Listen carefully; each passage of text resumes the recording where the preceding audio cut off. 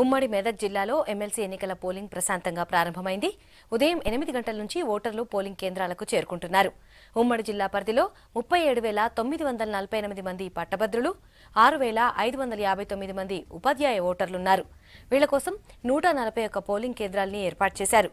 ప్రతి పోలింగ్ కేంద్రంలో web casting నిర్వహిస్తున్నారు. పట్టభద్రుల స్థానానికి 17 మంది, ఉపాధ్యాయ ఎమ్మెల్సీ స్థానానికి 7 బరిలో నిలిచారు. ఉమ్మడి మెదక్లో పోలింగ్ పై మరిన్ని డీటెయిల్స్ శ్రీధర్ అందిస్తారు. ప్రశాంతంగా ప్రారంభమయ్యాయి. కొద్దిసేపటి నుంచే ఓటర్లు పోలింగ్ స్టేషన్లకు తరలి వస్తున్నారు. ఉమ్మడి మెదక్ జిల్లాలో మొత్తం 141 పోలింగ్ స్టేషన్లను ఏర్పాటు చేశారు. దాదాపు 37,000 మంది ఓటర్లు ఈ ఉమ్మడి మెదక్ జిల్లా పరిధిలో ఉన్నట్టు కూడా అధికారులు తెలిపారు. అయితే ఈ ఓటర్లు కూడా ప్రస్తుతం ఉదయం 8 గంటలకు ప్రారంభమయ్యే ఈ పోలింగ్ స్టేషన్లో పోలింగ్ ప్రారంభమైంది. ప్రధానంగా ఇటు గ్రాడ్యుయేట్ ఎమ్మెల్సీ తీసుకున్నట్టయితే గ్రాడ్యుయేట్ ఎమ్మెల్సీలో దాదాపు 17 మంది అభ్యర్థులు ఉన్నారు. దాంతోపాటు ఇటు టీచర్ ఎమ్మెల్సీ తీసుకున్నట్టయితే దాంట్లో దాదాపు 7 అభ్యర్థులు పోటీలో ఉన్నారు. అయితే ప్రధానంగా ఈ ఏదైతే గ్రాడ్యుయేట్లో కావచ్చు ఇటు యువత ఎక్కువగా ఈ ఓటింగ్లో పాల్గొనేందుకు వస్తున్నారు. దీనికి పూర్తి స్థాయిలో ఏర్పాట్లు కూడా జరిగాయి. వెబ్ కాస్టింగ్లో కూడా వీటిని టెలికాస్ట్ చేసినటువంటి పరిస్థితి ఉంది. మొత్తం 37,000 మంది పట్టభద్రులు ఈ ఎన్నికల్లో పాల్గొన్నారు. ఉపాధ్యాయుల విషయం చూస్తే 6,559 మంది ఓటర్లు ఉన్నటువంటి పరిస్థితి ఉంది.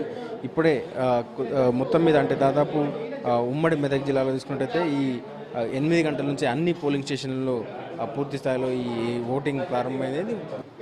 ఏదైతే కరీంనగర్, మెదక్, నిజామాబాద్, ఆదిలాబాద్ ఉమ్మడి జిల్లాల ఈ పట్టభద్రుల ఉపాధ్యాయుల విషయం చూస్తే మొత్తం ప్రశాంతంగానే ఎన్నికలు కొనసాగుతున్నటువంటి పరిస్థితి ఉంది. దాదాపు ఏదైతే ఈ మెదక్ జిల్లాలో తీసుకుంటే 7,000 మంది పట్టభద్రులు, దాదాపు వారిలో 5,000 మంది పురుషులు, 1,800 మంది మహిళలు ఉన్నారు. ఉపాధ్యాయుల విషయం తీసుకున్నట్లయితే 1,120 మంది మెదక్ జిల్లాలో ఉన్నటువంటి పరిస్థితి ఉంది. దాంతోపాటు ఇటు సిద్దిపేట జిల్లాలో కూడా 16,000 మంది గ్రాడ్యుయేట్ ఓటర్స్ ఉన్నారు. దాంతోపాటు ఇటు ఏదైతే సంగారెడ్డి జిల్లాలో 13,000 మంది గ్రాడ్యుయేట్ ఓటర్స్ ఉన్నారు.